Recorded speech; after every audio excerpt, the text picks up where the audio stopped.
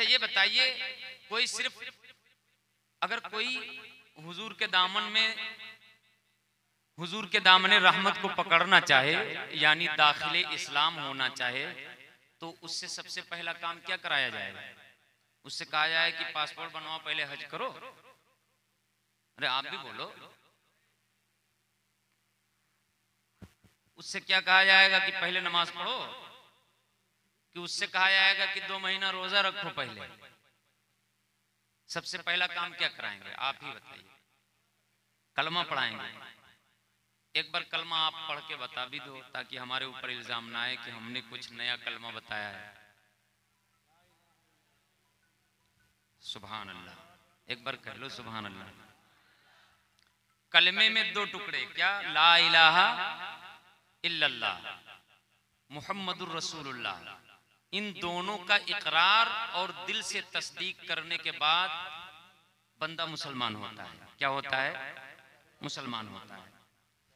ला इलाहा इल्लल्लाह का मतलब यह है कि अल्लाह के सिवा कोई माबूद नहीं, अल्लाह की वहदानियत का इकरार और अल्लाह के माबूद होने का इकरार। फिर दूसरे टुकड़े में है मुहम्मदुर रसूलुल्लाह, मोहम्मद सल्लल्लाहु अलैहि वसल्लम अल्लाह के रसूल हैं। जब तक हुजूर की रिसालत को न माने, अल्लाह की वहदानियत को न माने, अल्लाह की वहदानियत को मानना भी जरूरी है और रसूलुल्लाह की रिसालत को मानना भी जरूरी है। जब ये दोनों बातें मान ले तब होता है बंदा मुसलमान। और वो मुल्ला जी लिखते हैं, तौहीद का बुखार जब दिमाग पे चढ़ा तो कहते हैं बस अल्लाह को मान, किसी को मत मान। तो अगर कोई सिर्फ ला इलाहा इल्लल्लाह पढ़े तो आप में से कोई मुफ्ती नहीं है, लेकिन बताओ क्या मुसलमान होगा? आधा कलमा पढ़ करके कोई मुसलमान होगा? तो ला इलाहा इल्लल्लाह, अल्लाह के सिवा कोई माबूद नहीं, अल्लाह को तो मान लिया। अल्लाह को आसान समझो, अल्लाह को तो मान लिया। बस इतने पढ़ के खामोश हो जाए, कहे अगला नहीं मानता हूं, तो क्या मुसलमान होगा? बोलो ईमानदारी के साथ, मुसलमान होगा? नहीं होगा। तो बस अल्लाह को मान, किसी को मत मान, तो हमने तो सिर्फ अल्लाह को मान लिया। तो कलमे का दूसरा टुकड़ा मुहम्मदुर रसूलुल्लाह मानने की क्या जरूरत है? मुसलमान होंगे? ईमानदारी से बताओ, मुसलमान होंगे? कितने लोगों का अकीदा है मुसलमान नहीं होंगे? हाथ उठाइए, जल्दी करिए। माशाअल्लाह, सब समझदार हैं। इसमें से कोई मुफ्ती नहीं है। हो सकता है कि इसमें से बहुत सारे लोगों ने यस्सरनल कुरान भी न पढ़ा हो, अम्मा पारा भी न पढ़ा हो। ऐसा भी हो सकता है कि मदनी कायदा, बगदादी कायदा भी न पढ़ा हो। लेकिन ये मसला हमारा बच्चा बच्चा जानता है मुसलमानों का, कि सिर्फ अल्लाह को मानने से कोई मुसलमान नहीं हो सकता है। अब ये अपने वक्त का मुफ्ती कहलाने वाला, आलिम रब्बानी कहलाने वाला, और उस ग्रुप का वहाबियों का मौलवी क्या कहता है कि बस अल्लाह को मान, किसी को मत मान, इसलिए कि औरों का मानना महज खब्त है। मैं कहता हूं कि जब बंदा गुलाम मुस्तफा होता है, हुजूर का प्यार सीने में रखता है, तो मदनी कायदा भी न पढ़ा हो तो बात सच्ची कहता है, और आलिम रब्बानी भी बनता हो, मगर हुजूर का प्यार सीने में न हो तो खब्सुल हवात हो जाता है। उसे छोटा मोटा मसला भी समझ में नहीं आता। बस अल्लाह को मानने से कोई मुसलमान हो सकता है? अच्छा, आप सोचेंगे भोले भाले कि चलो अल्लाह को मान लिया, बात तो सही है, सिर्फ अल्लाह को मानना चाहिए, लेकिन सिर्फ अल्लाह को माने, रसूलुल्लाह को न माने तो मुसलमान होगा नहीं। रसूल की रिसालत का मानना भी जरूरी है। तो इसने तौहीद नहीं बताई है, दर हकीकत तौहीद को खत्म किया है कि जिंदगी भर कोई तौहीद वाला ही ना हो सके। क्योंकि अल्लाह की तौहीद तभी काबिल कबूल है जब रसूलुल्लाह की रिसालत को माना जाए। समझ पाए कि नहीं? अच्छा, ये तो खैर इनकी बात ही छोड़ दो। जरूरियात दीन, जब तक तमाम जरूरियात दीन को न माने तब तक मुसलमान नहीं हो सकते। देखिए, लोग कहते हैं कि इस्लाह का यही मतलब नहीं है कि सिर्फ अमल के बारे में बताया जाए। अमल की बुनियाद है अकीदा। अकीदा सही न हो तो फिर जिंदगी भर आप इबादत करें, उस इबादत का कोई फायदा नहीं है। तो अमल और अकीदे दोनों की इस्लाह जरूरी है। अकीदे की इस्लाह है, फिर उसके बाद में आप अमल करेंगे। छोटे से छोटा अमल भी आपको जन्नत दिला सकता है अगर रब कर्म करे।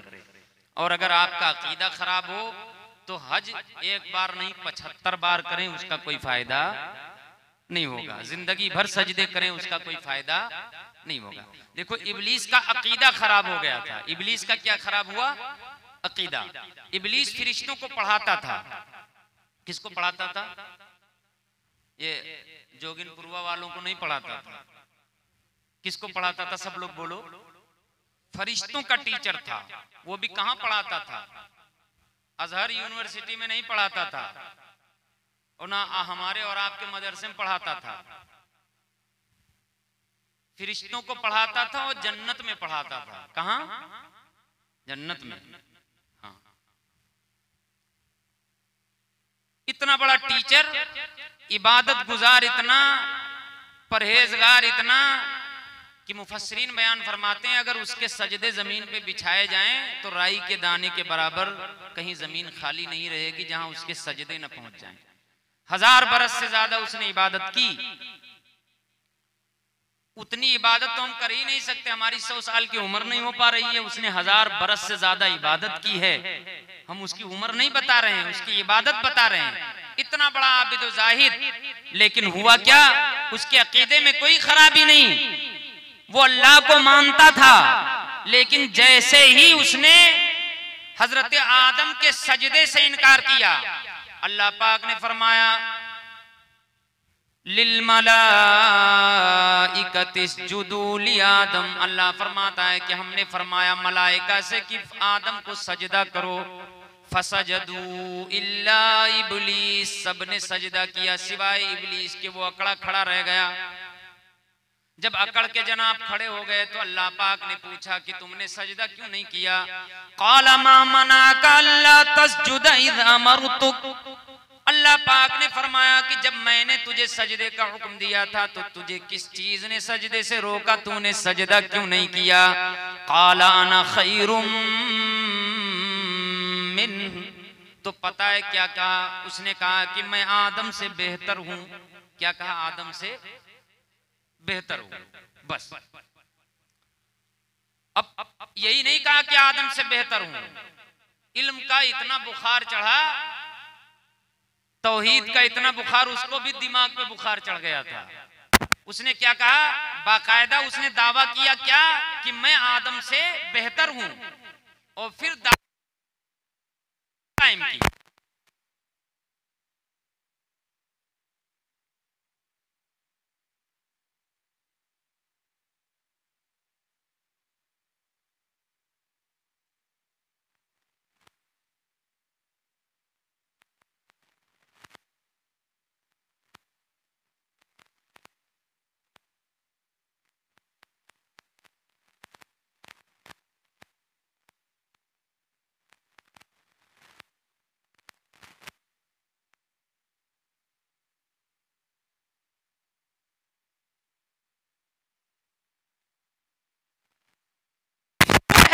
आदम को मिट्टी से पैदा किया और मुझे आग से पैदा किया, इसलिए मैं आदम से अफजल हूं, आदम से आला हूं, आदम से बेहतर हूं।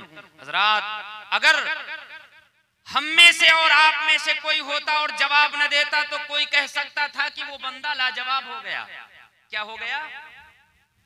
लाजवाब हो गया, जवाब नहीं दे सका।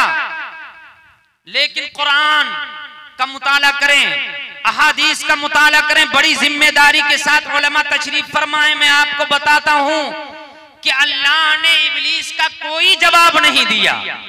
अल्लाह ने इब्लीस का कोई जवाब नहीं दिया। अल्लाह ने इब्लीस को भी पैदा किया था और इब्लीस की खोपड़ी को भी पैदा किया था। अल्लाह जवाब एक नहीं 1 करोड़ जवाब दे सकता, उसकी कुदरत से कुछ बाहर नहीं, मगर अल्लाह ने एक भी जवाब नहीं दिया। अल्लाह ने क्या जवाब दिया? बिल्कुल जवाब नहीं दिया। बस अल्लाह ने सीधा फरमाया उखरुज मिनहा मज़मूमन मदहूरा, जन्नत से धुतकारा हुआ और जलील होकर के निकल जा। क्या मतलब? आदम की बेअदबी की थी। आदम सिर्फ इंसान नहीं है, अल्लाह के सबसे पहले नबी भी हैं। मचल के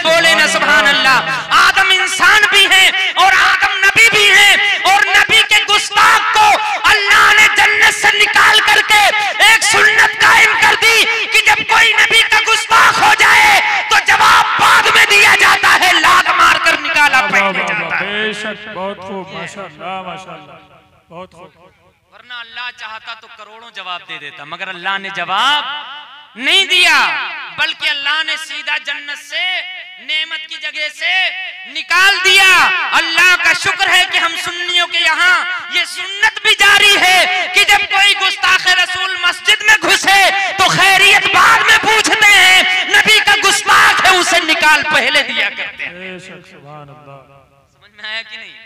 हाँ, तो ये काम खिलाफ शरीयत नहीं है। मस्जिद नेमत की जगह है, मस्जिद नेमत की जगह है, इबादत की जगह है। मुसलमानों के लिए दिल की धड़कन है मस्जिद। अगर कोई गुस्ताखे रसूल आए, अगर उसको गेट आउट आप कर देते हैं तो ये बुरा काम नहीं है, बल्कि ये बहुत अच्छा काम है। एक नियत से देखा जाए तो ये सुन्नते रसूल भी है, सुन्नते रसूल भी है। आप पढ़ करके देखें तफसीर की किताबें, तफसीर कबीर वगैरह में हुजूर ने 36 मुनाफिकों को मस्जिद नबवी से एक एक का नाम लेकर के जुमा के दिन बाहर किया था। किस दिन बाहर किया था? जुमा के दिन सब होते हैं ना, भरे मजमे से हुजूर ने एक एक का नाम लेकर के उखरुज फुला फइन्न का मुनाफिक, फुला शख्स तू निकल जा क्योंकि तू मुनाफिक है, एक एक को निकाल दिया। अगर हम होते तो क्या कहते? ये बरेलवी बड़े झगड़ालू होते हैं, निकाल दिया। मगर हुजूर ने निकाल करके सुन्नत कायम फरमा दी कि जो बज़ाहिर मुसलमान बने और दिल से मुसलमान न हो, दिल से मोमिन न हो, तो उसे मस्जिद से निकाल दिया जाएगा। ये प्यारे मुस्तफ़ा की सुन्नत है, बोले ना सुभान अल्लाह। और हुजूर की सुन्नत पर अमल यही हुजूर की पैरवी है, यही हुजूर की पैरवी है। और हुजूर की जब तक कोई इत्तिबा न करे तब तक वो मुसलमान नहीं हो सकता है। दुरूद शरीफ एक बार और सुनाएं, पढ़ें बाबा ज़बरंद अल्लाहुम्मा सल्ली वसल्लिम अला सय्यिदिना व नबिय्यिना व मौलाना मुहम्मदिन मअदिल जुदी वल करम व आलिहि व बारिक वसल्लिम सलातुम व सलामुन अलैका या रसूल अल्लाह सल्लल्लाहु तआला अलैहि व अला आलिहि व सहबिहि व बारक वसल्लम अबदा। तो आपने देखा कि हुजूर की पैरवी कैसे होगी? जब हम नीचे से ऊपर तक सबको मानते चले जाएं और सबका एहतराम करें, सबका एहतराम करें। बीच में से किसी को भी कट मारेंगे तो फिर हुजूर तक नहीं पहुंच पाएंगे, हुजूर तक नहीं पहुंच पाएंगे। और ये भी मजबूरन करते हैं। बहरहाल हमें इनकी बात नहीं करनी है, हमें काम अपना करना है, हमें काम अपना करना है। मेरे अजीजों, हमें हुजूर का गुलाम बनना है, हुजूर का गुलाम बनना है। तो हुजूर की गुलामी कैसे होगी? अपना शब रोज देखें। देखिए, आप के इल्म हासिल करने का ऐसा नहीं है कि वक्त निकल चुका है। हुजूर की बारगाह में सहाबे किराम आकर के बैठते और हुजूर जो भी फरमाते उसको सीने से लगा लेते और हुजूर से यूं ही सहाबा इल्म हासिल किया करते थे। मेरे अजीजों, हमें भी चाहिए कि उलमा के साथ बैठें, उलमा के पास जाएं, इमामों के पास जाएं और उनसे हुजूर की बातें सीखें। ये भी इल्म हासिल करना, ये भी इल्म हासिल करना। ये नहीं कि आप बुरिया बिस्तरा लेके मदरसा जाएंगे तभी इल्म हासिल होगा, इस तरह भी इल्म हासिल कर सकते हैं। अब आपके पास टाइम नहीं है तो क्या दीन पर अमल नहीं करना है? जाएं, सीखें। लेकिन आपको इसके लिए तो मौका ही नहीं है। 1 घंटा बैठ करके इमाम की बुराई करने का मौका है, 1 घंटा बैठ करके मदरसे की बुराई करने का मौका मिल जाएगा, लेकिन 10 मिनट जा करके किसी आलिम के पास बैठ करके उससे कहें कि हुजूर की सुन्नत के मुताबिक हमें वुजू का तरीका सिखा दें, मुझे वुजू करके बता दें, ताकि हुजूर की गुलामी में वुजू करके मैं नमाजें पढ़ा करूं। कभी इसकी तौफीक नहीं हुई कि किया है कभी किसी ने? बोलिए, किया नहीं। तो हम लोग करने वाला काम करते ही कहां? हम तो अक्सर काम वो करते हैं जो नहीं करने वाले हैं। हमें अच्छे काम अच्छे ही नहीं लगते हैं। अपना तरीका बदलें हजरात। अमल करना है, ये बताइए कि खाते पीते तो सब है ना? दिन भर में 3 मरतबा कम से कम तो सब खाते होंगे, खाते हैं कि नहीं खाते? कुछ ना करिए, खाइए पीजिए, सब कुछ करिए, थोड़ा सा तरीका बदल दीजिए कि आपको आज से खाना है तो मनमानी नहीं खाना है, हुजूर का गुलाम बनकर खाना है। बोले नहीं इंशाअल्लाह, बोले इंशाअल्लाह। बस हुजूर की इत्तिबा शुरू, हुजूर की इत्तिबा शुरू।